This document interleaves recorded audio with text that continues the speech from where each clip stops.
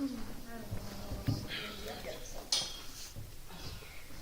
feel like I should be looking at you, not.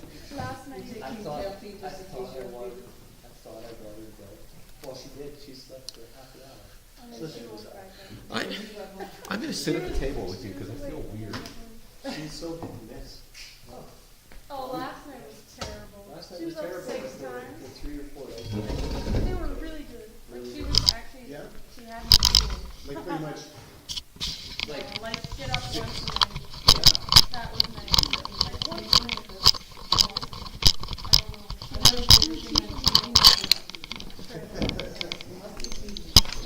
we tried like supplementing with formula.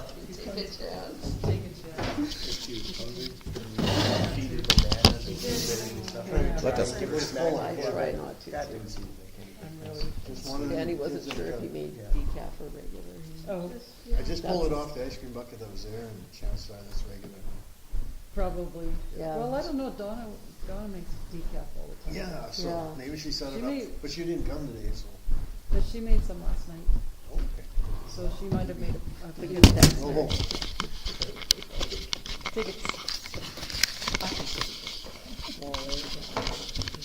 I'll make this work. Hey, you know what? I need to put it on something taller. Oh, you just need something close. Yeah, like just to set it like boop, like that. Okay. Do you have a box or something? I need to.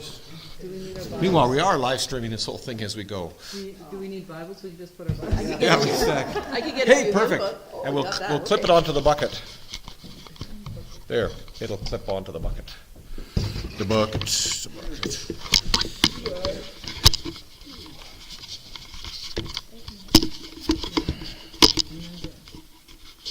It's got a clippy thing, and I. Oh, hey! Like that. Or a note like this. Close it, and then put it flat. Clever boy. Boy.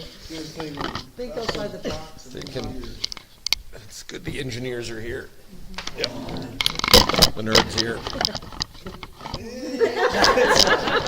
We're fighting with a wire now. Wait, we're not done yet. Hey-o! How's that look? Can we adjust it more? Hey, that works perfect. All right. No, Where was it? I totally lost my train of thought. Oh, my Bible. Is it over there, Dan? Oh, that's I it can over get there. for Oh, you. thanks, Joyce.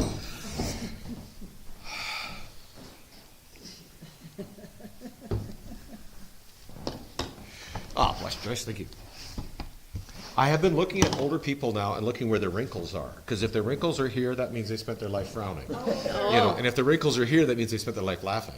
That's funny. So, Forehead is your billboard. yeah, exactly. So I have a friend, I push up on her forehead all the time like this. Well, Like, Did the I wrin- ever tell you the story about, when you wear glasses, you can't see the wrinkles? Right, It yeah. was a year or so ago. I took my glasses off, and Sam sat on my knee, and he looked at me like, Grandma, what's that around your eyes? He'd never noticed. 'cause of The wrinkles around your glasses. eyes. He's like, Uh-huh. what is that? He'd never seen wrinkles or knew what they were. It was Well, so if, cute. if we weren't live streaming, I'd tell you a personal story, but we're live streaming, so later.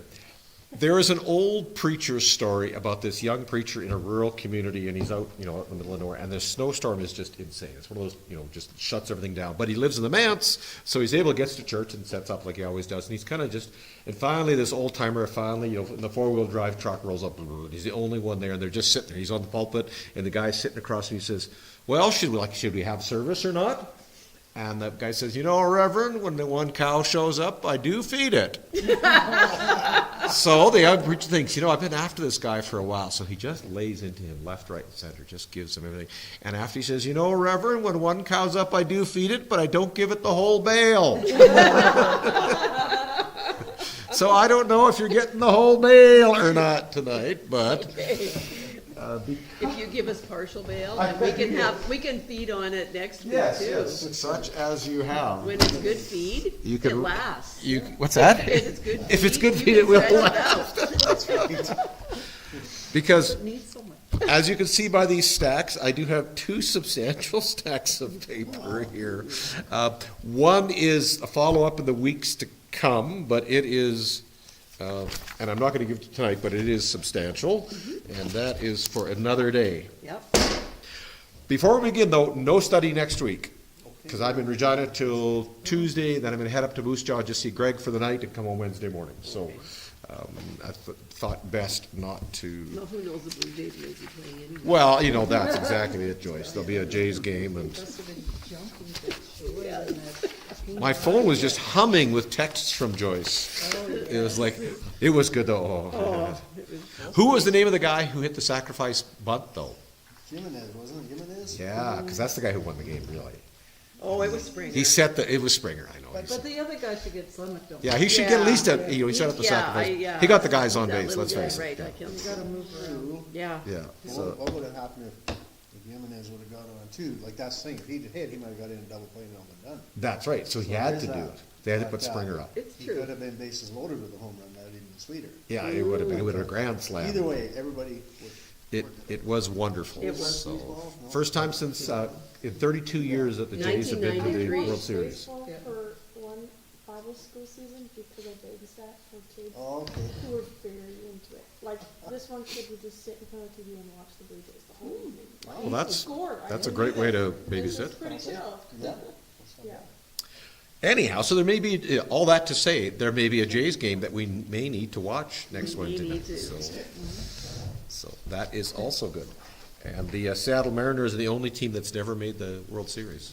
Yes. Oh, But really? yeah, so Didn't get this in is their again. big one chance. That was They their got burned chance. hard. So. All right, we are working our way to the book of Galatians, which is at first appearance to be a tension between law and lawlessness, or that's the appearance of it. That there's either follow the old covenant law and the 613 laws of the Torah, or live this seemingly lawless life that appears to be what Paul's presenting. And again, heavy on appearance. We're gonna this lesson is called Law, Lawlessness, and the Third Way. And I think you'll find that the third way is the better way. As often is the case, the third way is the better way. We kind of create these dichotomies. So we're in Galatians chapter 5. And Paul's laid down his personal concerns, his arguments, and now he's coming to the very end of the book to his final point. So he's talked about how ineffective the law is, how it was a schoolmaster, a taskmaster to bring us to this point. And the temptation is for these new Christians to return once again. We've talked many times about why, right? Because law is safe, law is secure. So let's pick it up in verse 7. Danny, chapter 5, verse 7. It's 7 through 9. This section, by the way, is very easy to understand. It's quite sweet. 7 to 9? Yes, please. You ran well. Who hindered you from obeying the truth? This persuasion does not come from him who called you. A little leaven leavens the whole lump. All right, so what's he saying here?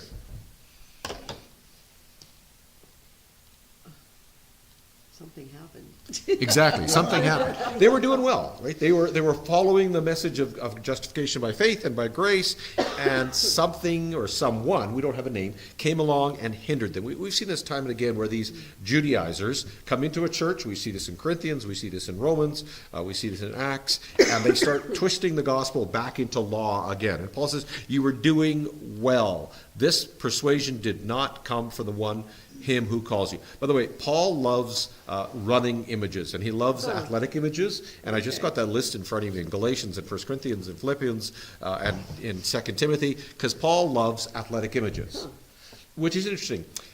The little sidebar is that when Jesus spoke, what metaphors and images did he use?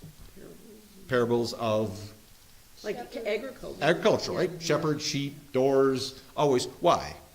Because that's what, who he was talking to. Yeah. Absolutely. And Paul uses military metaphors. He uses the Olympics. He uses all this stuff. Why? Because that's who's talking. Exactly, Sean. Paul never mentions sheep only once because he's talking to urban people, right, in an urban context. And it's a lesson for all of us that with our audiences, we should speak the language. So when I'm here in Leader, we'll use more, rural metaphors versus if we're speaking in downtown Winnipeg. Right?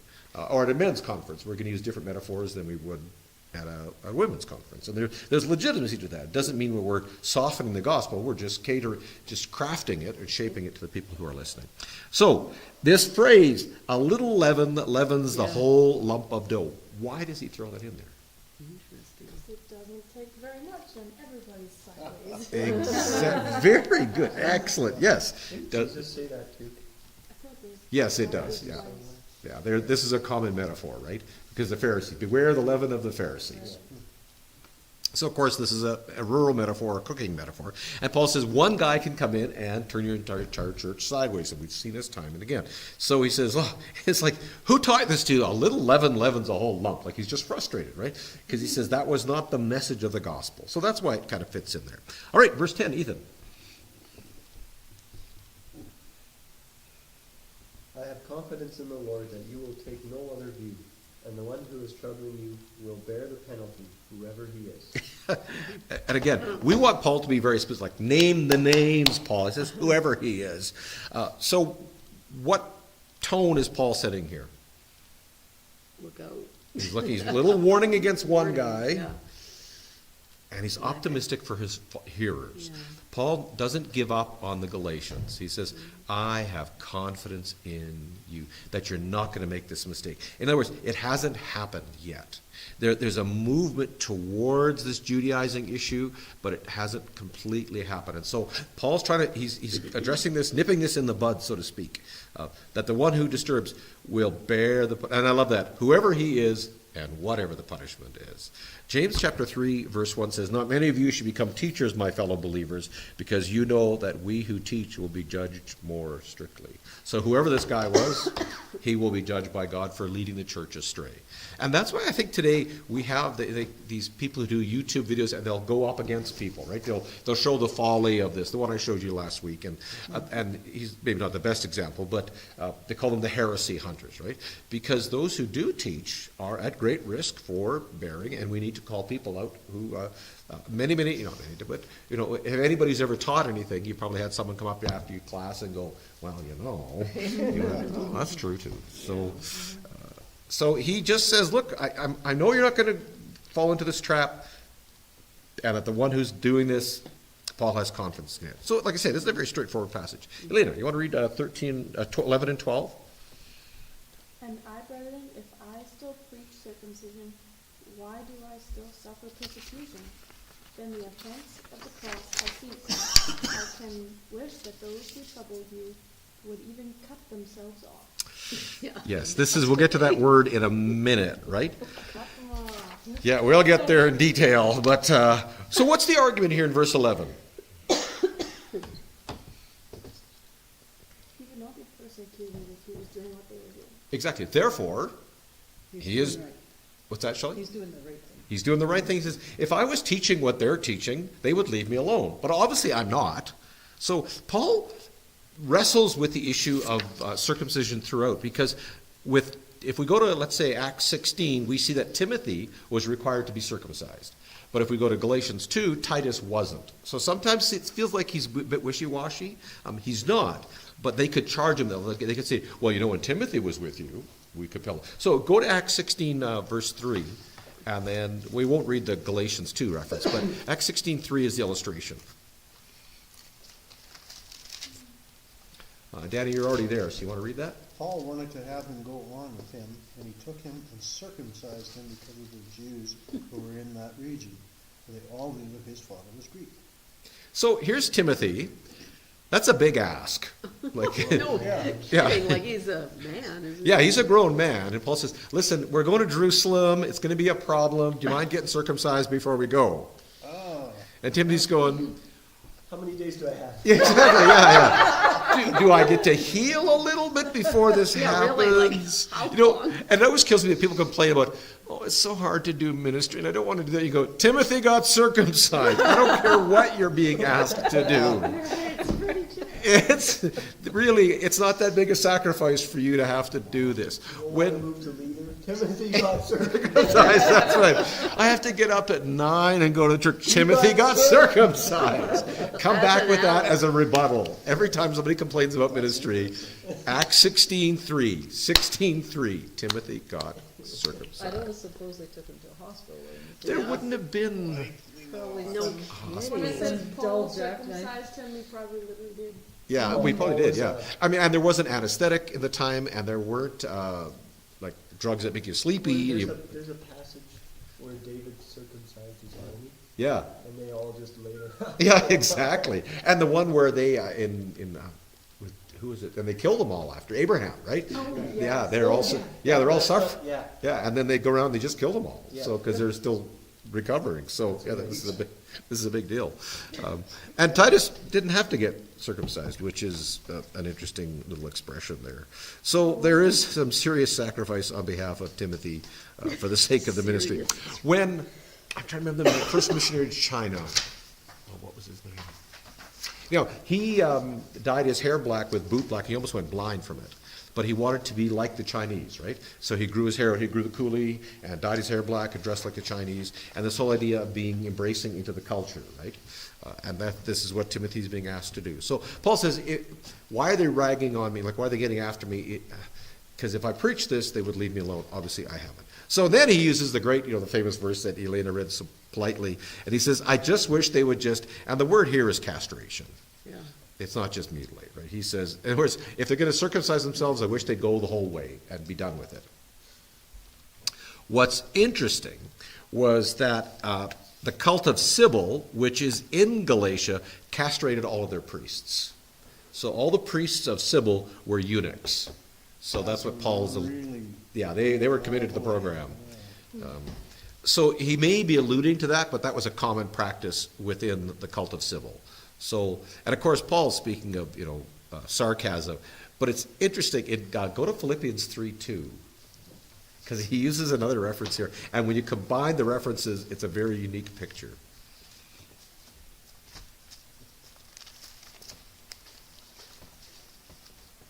You got it, Ethan? Philippians 3:2? My phone doesn't. Look out for the dogs. Look out for the evildoers. Look out for those who mutilate the flesh. So he calls them dogs. He calls them castrated dogs, which is like a really powerful image, right? He says, I wish these dogs would just be castrated. So he's not being gracious in this moment. I have a line on my wall that says, truth and grace are not mutually exclusive. And in this case, they are not. It's very clear. So he's saying, if we're going to teach this, and he throws up his hands in the air, like Don and I have often said, I can't put my hands any higher. And he just wishes that they'd be done with it all. So this is his concern about the law, that they don't go far enough, they're persecuting him, that it is really of no effect. He wants them to not fall into it. And then almost in a moment he says, and then if you fall into the law, that's one danger. You may as well just castrate yourself. But the other danger is to fall into lawlessness. Because they could say, well, we don't have to follow the law anymore, therefore, I can do whatever I want. All right, let's pick it up in Shelley. If you want to read 13 to 15. You, my brothers, are called to be free, but do not use your freedom to indulge the sinful nature. Rather, serve one another in love. The entire law is summed up in a single command. Love your neighbor as yourself. If you keep on biting and devouring each other, watch out, or you will be destroyed by each other. All right. So what's the opposite of law in this perspective? Chaos. Chaos, right, lawlessness. So they're saying, well, if we're not under the law, we can do whatever we want. And he says, but when you bite and devour one another, you're going to consume. He says, you're called to freedom, and the danger is to use freedom for destructive. I can do whatever I want, and that would result in chaos. The freedom from restraint. And here's what he writes in the book of Jude. For certain people have crept in unnoticed, those who were long beforehand marked out for this condemnation. Ungodly persons who turn the grace of our God into indecent behavior and deny our only Master and Lord Jesus Christ. It's a reference to Romans 6:1. So they or other teachers were coming in and saying, grace, be free, do what you want. And Paul says that they turn the grace, this message of freedom, into indecent. I can do whatever I want. That's the other danger. So on the one hand, we have the danger of the law. The other hand, we have the danger of freedom. He says, no, use your freedom to love one another, the perfect law of love. All right. Now he begins to offer his third way. Joyce, 16 and 17. So I say, live by the Spirit, and you will not gratify the desires of a sinful nature. For the sinful nature desires what is contrary to the Spirit, and the Spirit what is contrary to the sinful nature. They are in conflict with each other, so that you do not know what you want. But if you are led by the Spirit, you are not under the law. All right. So what are the two, in these verses, he talks about freedom and law. He says that you'll not carry out the desires of the flesh. This is the sarke, the flesh. And in 18, he talks about being under the law. So he presents these two parallel images. And what's the third way that he offers in contrast? Led by the Spirit. Excellent, Ethan. Led by the. So if you're led by the Spirit, you don't fulfill the desires of the flesh. If you're led by the Spirit, you're not under the law. This is Paul's exciting new third way. Led by the Spirit. Walk in the Spirit. For the Spirit, he says, goes up against the flesh, and the flesh wars against the Spirit. I suspect every one of us has had that at some point where you can feel your flesh war against the Spirit, and the Spirit warring against the flesh. They're in opposition to one another. So this is not law, not unchecked freedom, but the Spirit. Interesting few words tossed in here. First is the word walk, which is present, active, imperative. It's a command. You must be walking. All right, let's read a few verses. Danny, you want to do Ephesians 4:1? Ethan, Ephesians 4:17. Elena, Ephesians 5:2, and Shelley, Ephesians 5:15 through 18. So, Danny, Ephesians 4:1. Ephesians 4, and I, therefore, the prisoner of the Lord, beseech you to have a walk worthy of the calling with which you were called. So, walk worthily in a proper manner. Ethan, 4:17. Now this I say and testify in the Lord, that you must no longer walk as the Gentiles do, in the futility of their minds. So you can walk in your mind, right? That's what your mind leads you. Interesting image. 5:2. And walk in love, as Christ also has loved us and given himself for us, an offering and a sacrifice to God for a sweet-smelling aroma. So walk in love. And then Shelley, 15-18, Ephesians 5. Be very careful then how you live, not as unwise, but as wise, making the most of every opportunity, because the days are evil. Therefore do not be foolish, but understand what the Lord's will is. Do not get drunk on wine, which leads to debauchery. Instead be filled with the Spirit. Good. So walking is a metaphor for living. It's how you live. And it's a simple metaphor, but it's another one of the metaphors that Paul likes. You know, you got to walk the walk. And he says now, like in 1 Corinthians 9:21, we now live under the law of Christ. And he says, and if you do that, how will you live? Well, you won't carry out the desires of the flesh. If you're walking in accordance and in obedience with the Spirit. Interesting, this word will not carry out. This is a double negative, which is never under any circumstances. This is found in this verse, which is opposite of gratify. So he says, if you walk in the Spirit, never under any circumstances will you ever walking in the flesh. That's a pretty bold statement, isn't it? But it's true. If we are keeping in step with the Spirit and walking in, then you simply won't. Now, do we always walk in the Spirit, though? No, that's where we struggle with that. So, this is these three ways that Paul presents. Law, which really is just mutilation of the soul, so to speak. Lawlessness, which is freedom without restraint. Licentiousness is the word he'll use later on, which is freedom unchecked. And the third way is life in the Spirit. So now he's going to present this. But I want to present a couple of ideas. These ways of law and freedom are how pretty much people live their lives. What laws do people place themselves under? Think about laws. Parental rules, sure. Driving, streetlights. Yeah, so the laws of legality. We live under law, right? Yeah. Well, let me introduce you to a few and see if these sound familiar. The first one's the law of reciprocity. That is, if you do something nice for me, I'll do something nice for you, right? I feel obligated to. So your neighbor brings over a cake, what do? Bring them a pie. You bring them a pie, right? You actually are living, you buy lunch this time, I'll buy it next. sure. We live under the law of reciprocity. And it's almost like a law. I remember a buddy kind of rescued me. My bike had broken down. And I said, I owe you one. And he said, no, I don't believe in that. He says, you don't owe me anything. And he said, I don't live under, he didn't say, I don't live under the law of reciprocity. He didn't have the line. But he said, I don't live that way. I thought, good. But most of us do, right? We live under the law of reciprocity. And there's some people, they just can't, they have to get one up on you. Yeah, exactly. Yeah. Yeah, if you do one nice thing, go, They gotta do two. yeah, exactly, because I'm feeling not good. Yeah. All right, you may have heard of the law of attraction. Oprah was big on a book called The Secret, and that's the law of attraction. This is the belief that positive or negative thoughts bring about positive or negative experiences. So the more positive things you do, you'll draw positivity towards you. If you speak negative, you'll push negativity. The idea is that by focusing on what you want with positive thoughts and emotions and energy, you can attract those desired outcomes to you. And so we have those dream boards, right? You put them up, and that's the law of attraction. And that's actually a fairly not uncommon belief in our culture. And that's the secret.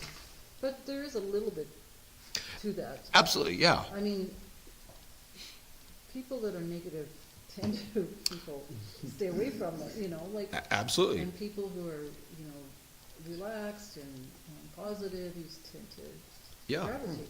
Yeah, and again, the law of reciprocity is not a bad thing. Do unto others as you would have others do unto you, but don't expect them to do it unto you, right? But there is something to be said about, if your neighbor does something kind for you, you do something in return. So I'm not devaluing these No, things. but- Yeah, but they're laws that people live under. They Then always there, of take it course, too far. sorry, Shelley? They always take it too far. Absolutely, and that's the issue. And then, of course, the rule of law, federal, provincial, local, school, business, and even your home. I suspect you have laws in your home, right? As long as you're living in this house, here's the rules you follow. That's my grandchildren. Yeah. Then there's a guy named Immanuel Kant who produced what's called the categorical imperative. And it's funny because the little picture of the book on the side is actually a book that's on Amazon now, and it's a children's book called What If Everybody Did That? And it's teaching the categorical imperative says this: consider whether a rule for your own action would be acceptable if everyone did it. So think about, okay, if everyone, it's like when you go to Frank Slide, and it says, don't take the rocks. And you say, well, I'll just take one. You're thinking, but if everybody took one, there'd be no rocks left eventually, right? So you say to yourself, okay, if I stole, what would happen if everybody stole? What would the world be like? So I better not steal, right? Or if I picked up a subway garbage in front of that street that said, okay, what if everybody threw their subway garbage on the street? It would be a disaster, right? So, and again, this isn't a bad way of measuring, saying, okay, and again, what if I do something kind? If everybody was kind, Yeah. so Kant isn't wrong, and this is a good little book, and it's not a bad way of measuring your actions. Okay? No. If the whole world behaved. Now, of course, where does that start to fall apart? When you're an adult. Yeah, when you're not, yeah. Are there instances where someone could do something and not everybody could live that way? Yep. Can you think of something, for instance? Well, I couldn't do mechanics. Right. Yeah, I was just gonna I say, mean, I couldn't live your life. I couldn't enjoy being my own boss. Yeah. And different children need different hands, right? Not every child can be raised the same way. Oh, no, everyone would be slightly different. Absolutely. Even in the same family, they're. Oh, Yeah. So it doesn't. Parents that raised different. Yeah, it doesn't always work. So you're saying, well, I have to treat if I treat this child, what if we all treated our children this way? Well, that wouldn't work because children needed a different touch, right? And again, how you treat someone, you might be a little more aggressive with them in your language or your behavior. So I wouldn't treat everybody that way. Or if you're really gentle, you go, but I can't treat everybody that way. So this sort of falls apart at a certain point, but it's not bad at the start. Okay, and then there's what's just called social norms and mores. And norms are just general standards of behavior within a society, while mores are a specific type of norm that carries strong moral significance. So norms are just how we behave. Mores are about moral behavior. So what's a normal set of norm in our society? Just how normal people behave. Don't steal. Yeah, yeah. That would be certainly opening the door for someone when you walk up to them, right? yeah. That's just a norm. Yeah. waving at people. Yeah. It doesn't have We any. don't know who they are. Yeah, it doesn't have any moral value in a sense. It's not. But you're right. Stealing would be a more. That would be cannibalism is considered a more, right? There's a universal understanding that we don't eat each other. That's a more. Where a norm would be, in our society we don't eat. I don't know, goats. Horse. Yeah, actually that's a good one. Horse. Yeah, within Western society we tend not to eat horse. That would be a norm. Where or dogs. Asian cultures eat dogs. It was interesting, at the drugstore today, there was a hide, and I asked the gal, I said, is that horse? She said, well, it's probably cow. I said, oh, I'm glad it's not horse. She said, so why do you care what animal it is? Like, what's the difference? Shouldn't we care all animals? And I went, oh, yeah, you're right, okay, as long as it's not a dog that you're hanging back there. But we do, we have different standards, right? Like, oh, it's just a cow. I have a dog in my house, hanging, coyote hunt. Oh, see, yeah, there was a coyote in town, eh? Yeah. But You got that's, the one in town, did you? that's a healthy looking coyote. So that'd be a norm, right? Where a more has more moral value. Make sense? So those are rules that govern society. And mores tell us what's right and wrong, and when you violate them, there's some serious social disapproval, whereas violating more of a casual norm is just considered rude by someone. So maybe sneezing without putting your arm, that would be a norm. And not. All right, and then of course religious laws, right? A Sharia law, Eightfold Path of Buddhism, the Sikh laws, which are the Four Commandments. So those are other laws that people live under. Then of course there are personal laws, laws that we come up with. So do you have any laws in your family that are unique to your family?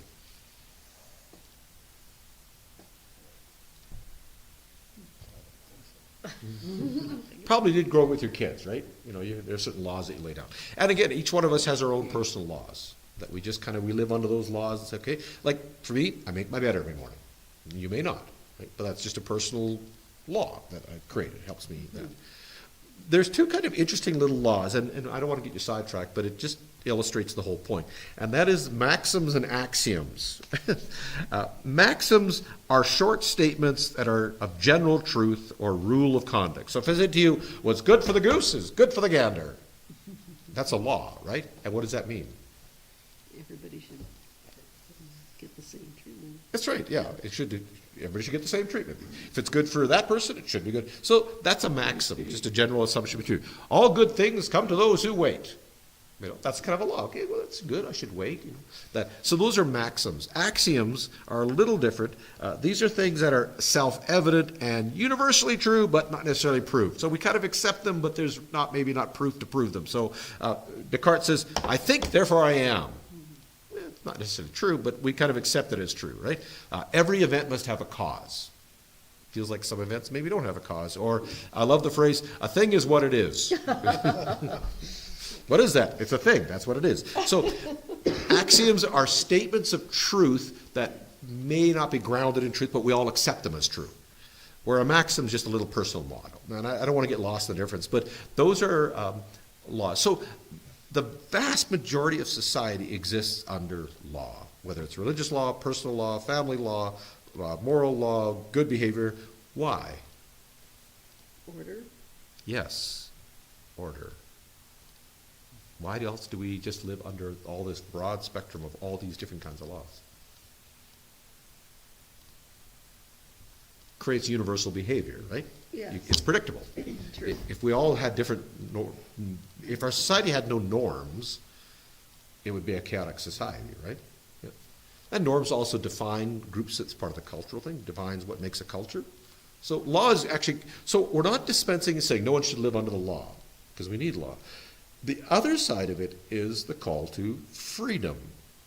And that, what is it? Anarchy is, my freedom to throw my fist ends where your nose begins. That is kind of the rule of freedom. There's a school of thought not in the political sense of libertarianism, but philosophical libertarians. There are people in society that believe there should be no law. And here's a few of the ways they live under. That is, they believe in absolute personal freedom, complete authority over their body, their actions, their desires, independent of any external morals or religious rules. I am my own law. They reject traditional morality because that implies morals or mores. The pursuit of pleasure is central to this worldview, that physical and sensual pleasure are primary. And then, of course, skepticism. They're very skeptical of any religious, social, political mores or norms. And so this libertarianism, one of the ways we see it in our own society is the free men on the land. I'm not sure if you're familiar with them. They're a group of people that believe that they live under natural law. Was that like the Queen of Canada? Yes. She lives under her own law. Yeah, she kept Yeah. talking about natural law, right? Yeah, exactly, natural law. Yeah, so these are people that don't have driver's license, they don't have plates on their car, they don't pay taxes, that's right. The government can't tell me what to do. Ask Chris about free men on the land. He's encountered, if we have a few of them, they're really big in Montana. Or even down east, isn't there something? Yeah. I've heard of that. Yeah, exactly, Yeah. and so they Is say it a that, group of people that live together? no, or- they just live independently, but they all kind of follow the same philosophy. How do they avoid paying their taxes? I'm asking for a friend. I know, how do you avoid not having license plate on your Yeah. vehicle? I'm asking, Yeah, I've done that by accident. Yeah. It just doesn't work in the long run, does it, No. right? Yeah. Well, But this because idea, even for her, the queen, well, yeah, for how long did it last, it right? didn't, because it even came up in court. Yeah, You can't live under natural law. Exactly. Because nobody is beneath, or nobody is above the law. exactly, because Yeah. I do my own, or I can't print my own money, right? You know, like, I'm my own, currency, I'm backed by my own gold standard, so I've got, $1,000 in gold, I'll print $1,000 in money and start using it.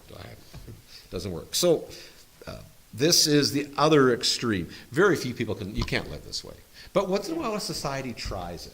They'll go off into the woods somewhere and they'll set up the commune and we're all free, There isn't much woods left, is there? Yeah, and what ends up with those people? Well, I suppose, yeah. They're like what That's what happened, you're shut down. Yeah, they, like, because yeah, it doesn't work, it right? doesn't work. Yeah, they usually end up in some weird cult or dictatorship or some Yeah. perversion or something. Because they go against everybody's, Yeah, everything. I think people, live like this, but they're not extreme. yes, exactly. Because I know people like this. Absolutely, yeah. You can't tell me what to They're do. very difficult to deal with. Yeah, there's a variation on libertarianism, right? It expands There's lesser or levels greater. of it. Yeah, levels of it. That's a really There's good word. levels of it, but they're close to the top. But, Yeah. yeah, I know people like Really. And how does that work for them? In the words of Dr. Phil, how's that working out for you? that. They don't care Yeah, what you think. They don't care what the other people's opinion is. They just do what they want.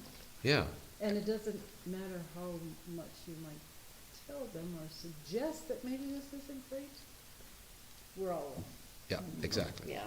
And I think there's a difference between living independently, I live on the farm, grow my own tomatoes, versus living as a libertarian, saying that I'm outside a community. Oh, Yeah. they just don't think they're entitled. Yes, Entitled people. the rules don't apply to me. No, they sure don't. And they complain about what everybody else is doing. Yeah, anytime there's another law, they chafe at it. Oh, yeah. Yeah. Yeah, Or, There is a lot of people like that, yeah, there is. now that you say that. yeah. This is not that uncommon. The more you ponder We it, call them a little bit, what's that choice? Different names. you almost consider them conspiracy type people. A little bit, yeah. I've been Yeah. watching the 9 conspiracies over Charlie Kirk. It's fascinating, like all the conspiracy theories and Oh, the hologram table No, you're kidding. and the guy who pulled his hat, the guy who held up his hat, 5, that was the countdown to when to shoot. Like, Oh, it's I just, quit watching it, it was just. it's wild, isn't it? awful, Yeah. Yeah. And the detective said, if you look around, you'll find a connection. Oh, he tugged his cap. yeah. yeah. There was probably probably 500,000 caps there. Exactly. Or the guy who pulled his sleeve. That's right, or the guards or whatever. Yeah. Made a motion of some kind. Yeah, exactly. He held up his hand, counted, like, he wasn't counting, he was holding his hand up, like, he wasn't holding 5, anyhow.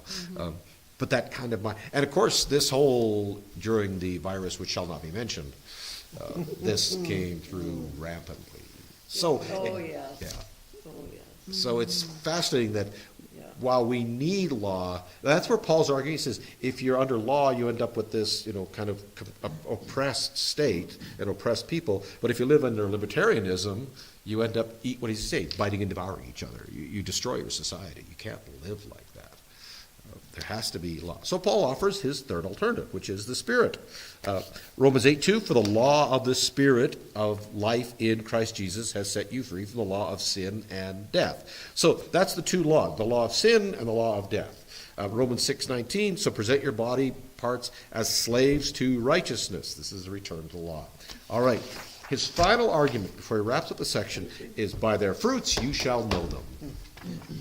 It says, if you want to know if something's good or not, how do you determine whether some fruit is edible or not? If it's good, How? How do you determine that? eating it. By eating it, right? You engage with it. How else? Looking at it. By look, so there's, you can Feeling just it. tell at a distance, right? Yeah, it senses, like, Yeah.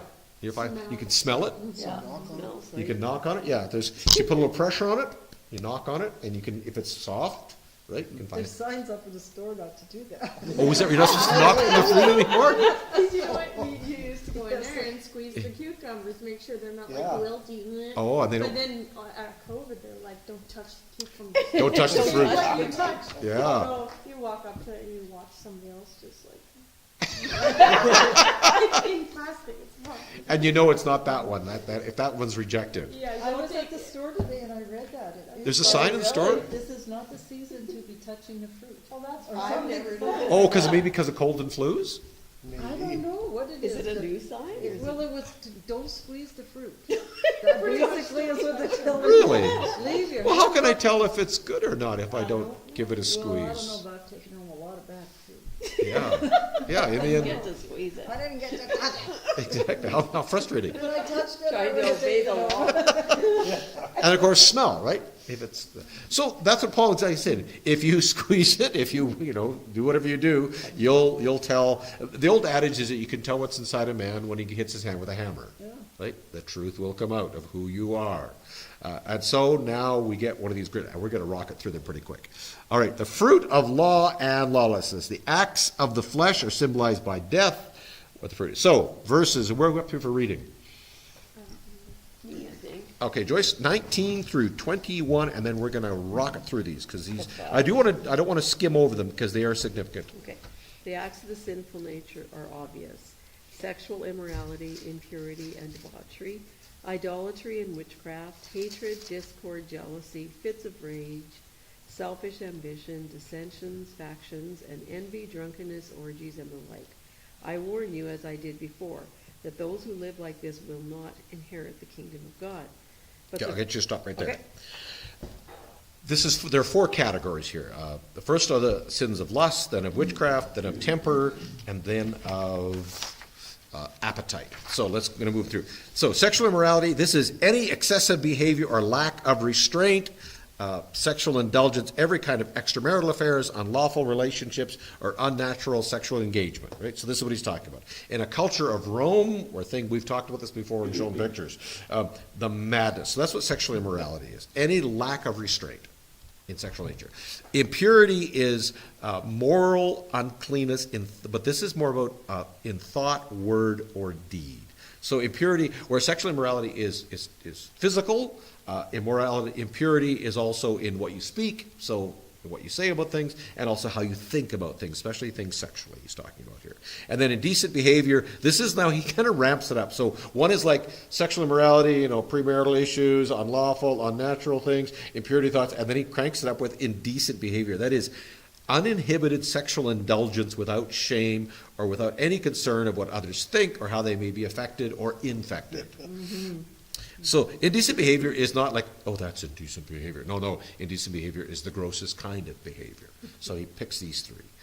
Basically, he's just describing a sexually unrestrained culture. And that was the world they lived in. And the next set of categories is idolatry and witchcraft. He uses the word idolatry, which I think we know. Witchcraft is an interesting word. It's pharmakon, and that's where we get the word pharmacology from. Oh, interesting. Yeah, it's pharmakon, because they would make potions. Love potions, vengeance potions. They would make all these potions, right? So any drug or spell or any potion. So you're not allowed to make potions. Pharmacology, pharmakon is the sin. So witchcraft is, when you think about witches, toil bubble, the image of the witch around the cauldron, Yeah. that's pharmacology. That's pharmakon. So in that day, So don't take drugs. don't drink drugs, kids, because they would give you a potion for something. Oh, you got that. But you'd go to the witch person and she'd give you a potion for that. So that's the idea there. So that's the second. And then interesting, sins of temper are a category unto themselves, and it's the longest. What does unchecked, unrestrained temper do? Exactly. Wrecks everything. Wrecks Yeah. everything. True. As my brother said, men are like steel. Once they lose their temper, they're no good. So he gives a long list. The first is hostility, and that is basically an extreme negative attitude. Hostility is not necessarily, it's just this attitude against people, and Shelley, you're talking about people who are always negative, right? They have a hostile attitude towards life, you could tell them the sun is rising this morning, they'll go, well, yeah, you know what, yesterday was, that's hostility they're talking about. They're always like, Black as white. yeah, like they're always looking, they're not happy unless they're in pain. Dostoevsky said that men must love pain because we just spend so much time with it. Like, oh, that's a rough translation, but we seem to revel in misery, and some people are just miserable. Yeah, And I yeah, don't, they are. and I don't know why, but they must find joy in it at some level. I don't, Huh. I don't I don't think they think find they joy. do. No, I think No. they're miserable and they're discontented, but Sometimes they don't know anything else either. that's. yeah, that's better, I yeah. don't think Yeah. there's any joy in that. No, it's just that's who they are, right? Yeah. And that's all they know perhaps, right? Yeah. Yeah. I mean, Yeah. but they don't seem to want to change. Yeah, I know, Yeah. they don't wanna get out of that. No, they're not seeming to First thing you wanna- do when you take a rock out of your shoe, like it doesn't make sense to live with a rock in your shoe the whole day. No, So that's what hostility means. Strife is quarreling, contention, wrangling, engagement of competition and rivalry also. So it contains that. Jealousy, well, this is a great word because it comes from the sound of bubbling water. It means to hot or to boil. It's an onomatopoeia, and if you say it in the original, it just sounds like bubbling water when you say it. So anybody who's jealous, they're bubbling all the time. They're boiling. They've got that green yeah, envy. that makes sense. Outbursts of anger, well, we know what that is, right? That emotional, which seizes and moves the whole inner. If you've ever been, you probably have, but truly angry, it just flows from within. It's blah, and you say things and go, "Oh, I wish I hadn't said that." And it just, Lava. the key word there is outburst, not just getting angry. It's the outburst is the problem, right? And then selfish So you can ambition. get angry, but you shouldn't outburst it. That's right. You can get angry, Like righteous anger. Is exactly, that- and be controlled, right? Not, That's when you mean to hurt somebody else, I think. right? I mean, Yeah, With and- your anger. and the sheer volume of it, right? Where you just cascade over somebody. Selfish ambition is this extreme selfishness and rivalry seeking itself. Dissensions are discord, disunity, division of opposing groups. And factions, the last one, is where we get the word heretic from. And that is a choice of an opinion contrary to the truth, contrary to what's generally received. So all of these are sins of temper and division, right? Hostility divides, strife divides, jealousy divides, anger divides, ambition segregates us, dissension separates us, and factions break. All of these sins of temper are the sins of destruction. Huh. So don't destroy things. All right, we're all, And often people that are like criminal kind of people that, they yeah. often have all of those, a lot Oh, of those absolutely, things, yeah. right? Lack of, and you think about those crimes of passion, lack of self-control, the rage that produces destruction, violence, assault, domestic violence. There's Yeah. some drugs and alcohol in there. Yeah, exactly. Yeah. And that's interesting because pharmacology would fit into that, right? So you add a little bit of potion with a bit of passion, True. and you get a lot of pain. Oh, there's a lot of stuff in that. Yeah, and the last one are the sins of appetite, because most of us are like, I'm pretty good up to here. And then envy. Oh, right.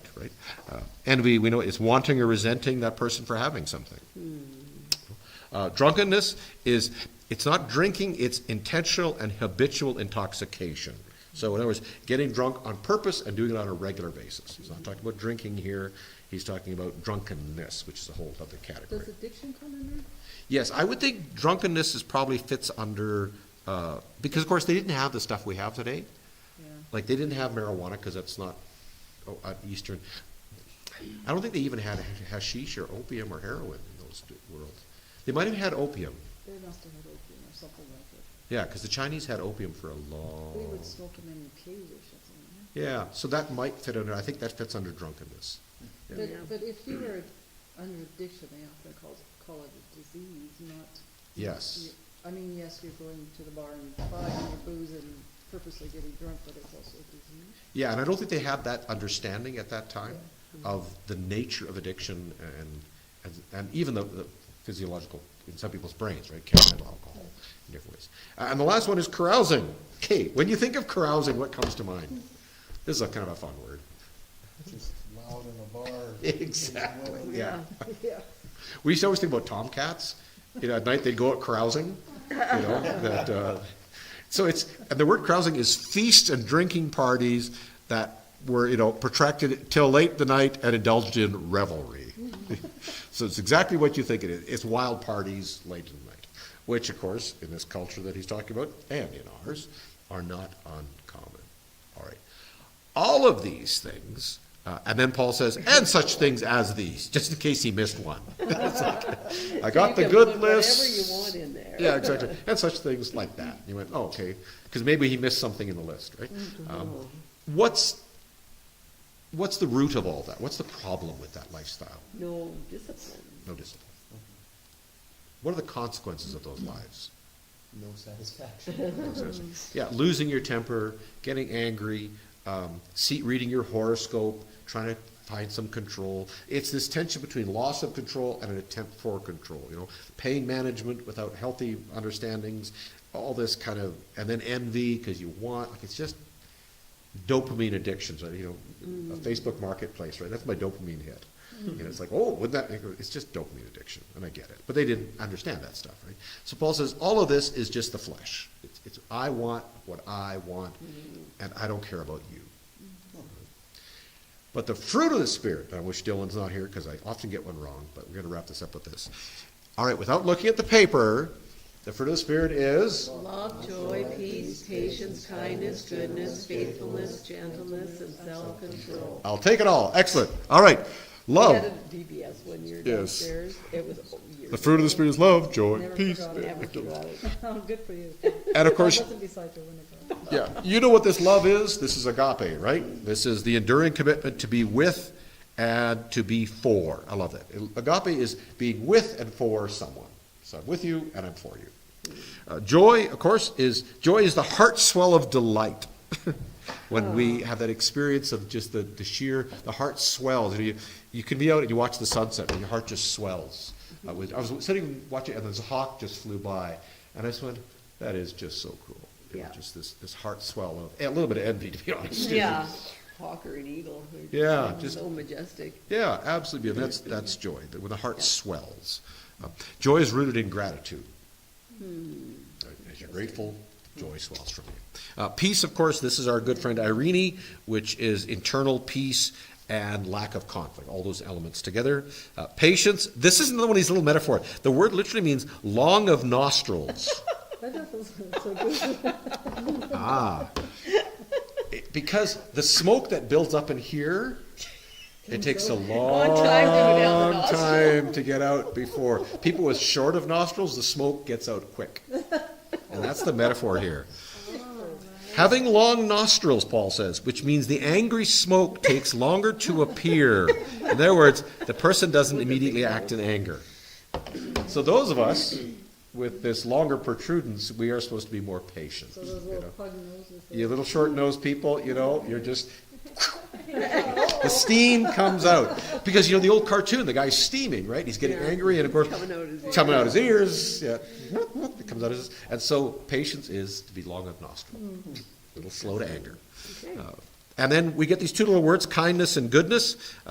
They use both to represent the Hebrew word tov, which means what is good and beautiful, right functioning and just. So the narrow word is active goodness directed towards another, and the other goodness is being pure or following God who is truly good. Faithfulness, of course, is exactly what it means, trust and faith or endurance.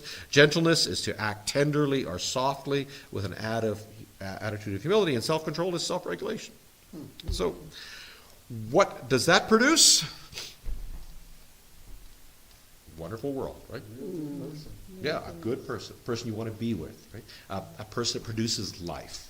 They're long-suffering, they're patient, they're kind, they don't get angry, they're faithful to you, they're gentle, and they stay when things are difficult.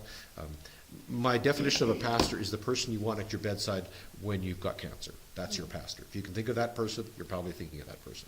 That person who is gentle and faithful with you in those difficult moments, right? These people back here that are angry and stuff, they don't want to be around this, though. No, because this They don't like this. no, these people would drive them crazy, Yes. and vice versa. Yes, oh, yeah. Yeah, if you're at a party, you don't want someone who's gentle and patient, right? No. No. You want somebody to share in your revelry with you. Yeah, you would think that this would draw them, but it doesn't seem to. No, I agree. Yeah. And that's why the only thing that draws them is the work. That's why the Spirit must convict us of sin, righteousness, and judgment. He has to convince us of the death nature of this. Yeah. Right? Yeah, it's amazing because you can watch someone slowly killing themselves. And you go, don't you see what you're doing? You know, whether you work with some of the addictions or anger issues, going, and they go, they're just oblivious to it. Don't you see it's killing you? But they just keep doing it. It's so bizarre. It's like a vice in a way too. Yeah, and the word vice is really a good image because it locks you in, right? And you can't escape it like you're in a vice. And maybe, I don't think that's why they're called vices, but the metaphor works. So he says, now those who belong to Christ Jesus have crucified the flesh with its passions and all the other stuff. Paul's answer to the first category is crucifixion, because the monsters have to be crucified. At this summer, I read, I want to wrap this up, John Owen's book, The Mortification of Sin, which is the crucified life. Mortification means to kill something. And I just want to read you a few little clips from the book. And these are the ones that I've got in my little journal. To kill a man or any living thing is to take away the force that gives him all his strength, vigor, and power so that he can't take any action or do anything. That is, he's dead.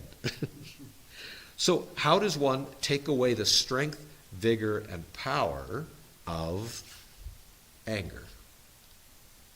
How do you crucify? How do you take this? He's like, the question is, how do I crucify? He says, well, you have to take away its strength. If you take away its vigor and its strength, it will die on its own. So how do we take away, let's take anger as an example, outbursts of anger, not just anger in general.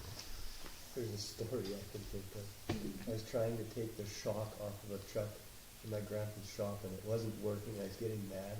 So I was going to swing the hammer I was using at the diff, and I smashed my fingers so hard on a piece of casting I didn't see. I heard it crunch. And then I was like, okay, that wasn't worth it. That's the worst of it. Took all my power. I have learned my lesson.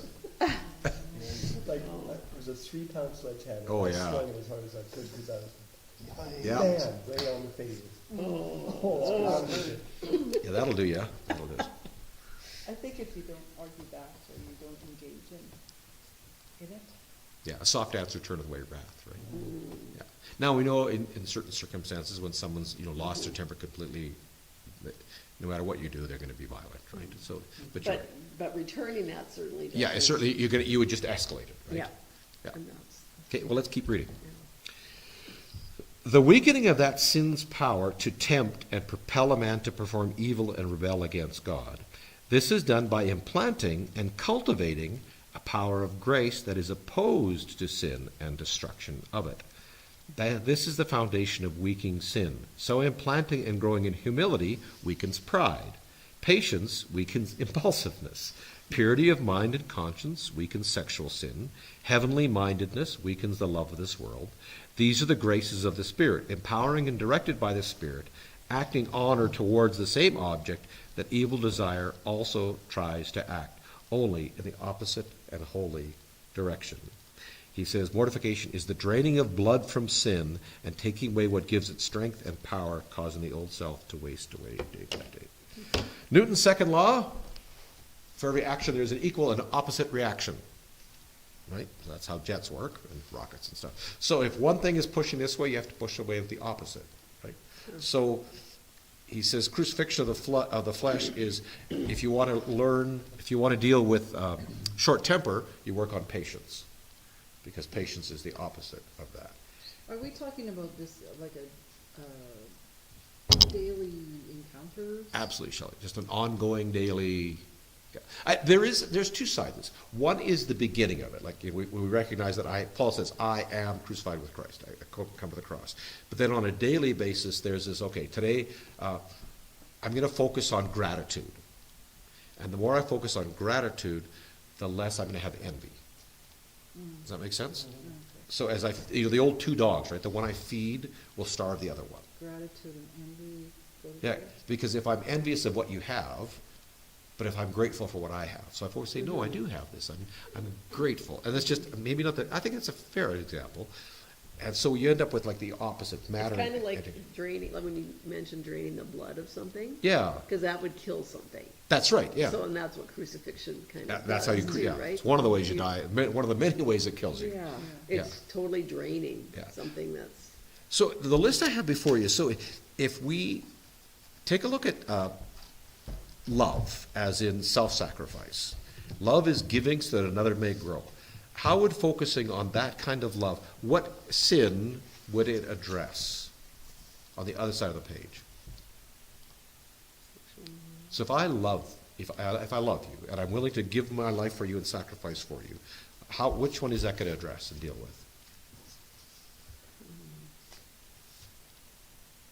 idolatry. Jealousy, that's right, yeah. Sexual immorality, right? I'm not going to betray you.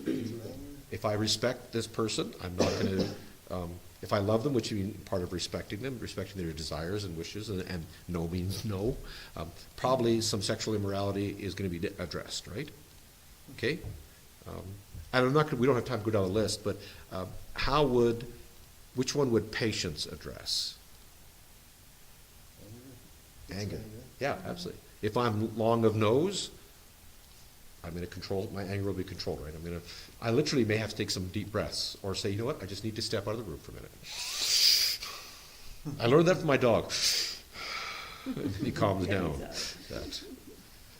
I'm not saying this is causal, like, there's a magic bullet here that, as I focus, today I'm going to focus on being faithful. But faithfulness will affect, as I pursue being faithful in my relationship, faithful in my workplace, I think it's going to affect my jealousy. I'm trying to find, does that make sense?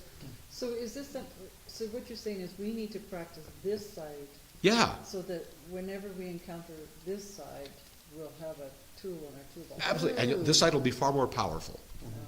Yeah. It's the old analogy that I have two dogs within me, right? The one I feed the most, and they're always fighting. The one I feed the most will win. Yeah. So if I spend my day thinking about a joy, I stop and say, this hawk, whatever, and that will help me when it comes to strife.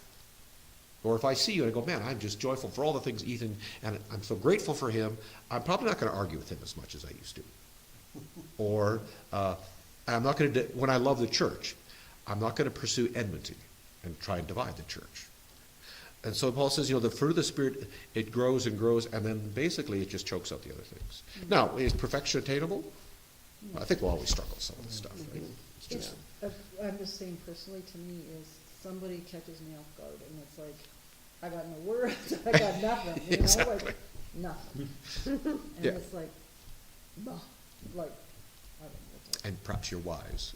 maybe silence is a good thing, but it's like, man, I got nothing with Yeah. that one. Oftentimes it's better than Yeah. I Yes. suppose. you realize, I think.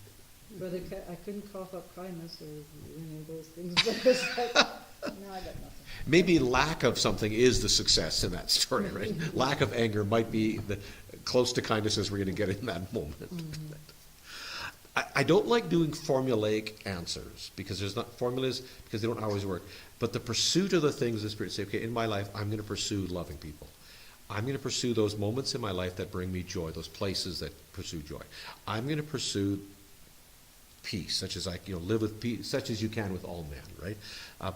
I'm going to work at being kind to people, and I'm going to be conscious, living in that moment of thinking, okay, how can I be kind to this person today? Or, man, do I need, and try and focus on that, and I think that'll produce that fruit in us, right?